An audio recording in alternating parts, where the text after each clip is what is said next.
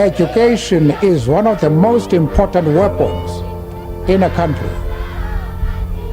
And the extent to which black education is neglected is something very difficult to put in words. Hello, my name is Mpho Mookapele, and today I invite you into my journey. You will meet a number of people who have influenced and contributed to my life.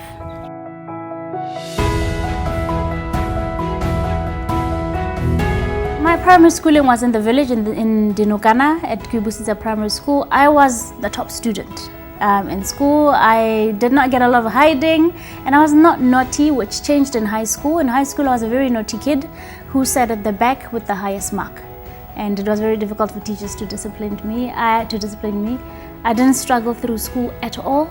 I loved school, and I actually thought I was going to be a teacher because I was constantly teaching others in class. Yes, this Mpho was very little girl, tiny and small.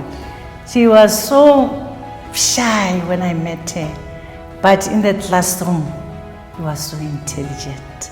And she got a passion for learning. There's a lot that is great in the rural schools. I give thanks to the teachers who really invest in learners. One of the greatest person who also contributed to my life is my teacher. I had a teacher who believed in me, who encouraged me, even after leaving the school, would constantly be asking me where I am, how I'm doing. When I achieve, I report back to her, so I felt accountable. So whether rural or in Joburg, if you invest in children, they can go to greater places. When you have laid a good foundation, what I'm very proud of is the foundation. I think Mpho is one of the outstanding students that we previously had in our institution, and therefore it is advisable in all institutions to be in contact with their former learners so that they can be able to come and motivate and persuade learners to tell them that where you come from, it's not necessarily going to determine where you go.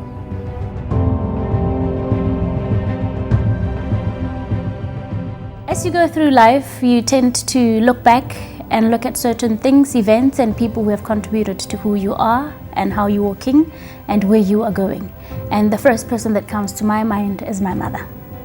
My mom is a special woman who grew up without parents and had nothing, married very early, but made a lot with little that she had. She worked hard, she had a big heart, and put her heart in everything that she wanted to do, and that she imparted unto me. Mpho ke ngwana bo 5 wa ka ne le mosenyana o botlhala tshwarella ka bonako. Mpho a itsenya sekolo, a isimolla go ipatalla ka gonna ka di-piece jobs tsa gagwe tsena. Ke motho o ratang batho, o ratang bana, o ratang bagolo. Okay, one greatest thing that I've learned from my mother is to be true to myself. Know who I am and stick to who I am, regardless of what it is that is presented to me. Which boils down to integrity, sticking to who Mpho is and doing what is right, regardless of who is watching or who's not watching.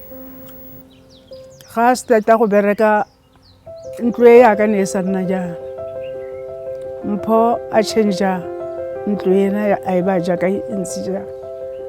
Ha ke re Mpho o changeile ntlo, Mpho a nkisa Israel.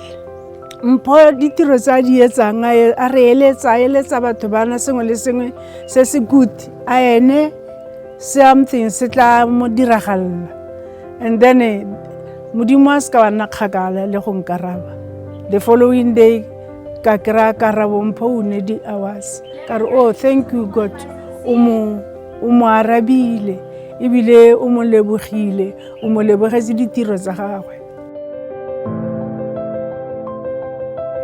As a woman, I know the challenges that young and older women go through, whether in the village or whether in the urban area. So I've decided to invest in women, young women specifically, because that's where you are molded. That's where your confidence is built. And without confidence that you can reach higher grounds. You will never reach such grounds. So in this village, in the Dinokana village, I've invested in a pageant called Miss Dinokana, where young women get together and they strut their stuff on stage confidently. And for me, this builds their confidence and makes them look forward to something better than just sitting at home and a hopeless tomorrow. Life in our village, it's a bit challenging because there's a lot of teenage pregnancy. Yes, it seems like girls of our age, they become pregnant to help with the social grants money at home because the situation here, it's not good. So some drop out from school to work as prostitute there in Zurist, somewhere there. And then some, they take drugs, some they smoke, some they become gangsters, some they go to girls initiations, and some they get married at a young age, yes. So I feel like they're all doing this because of poverty. I invest into the community because I have seen the gap and I even wished someone could have invested in me earlier, and I probably would have been a greater person and have gone to greater places. But I have seen the challenges in the villages, specifically for young women. Young women have no dreams because of the situations they are in, so I just want to give that little hope to a little girl. It's about empowering you, building you, and then shaping your lives to become a better place for all. For me, it gives me joy when I see you guys here. I'm enjoying it, and it's not money. It's just seeing confident girls in their own self. And all the best. Thank you. I don't know how this is going to be resolved, that every single kid has all the options that are out there of what they can be and what they can attain. But there's definitely something that needs to be done within the schools, with the teachers, that can bring being a CA as an option to the young people in these villages. On behalf of all the girls and the participants, I would like to really thank you from the bottom of my heart. I want to thank you because you've brought a great opportunity to us, not just only for me, but for all of us here. So we really appreciate your effort. It means so much.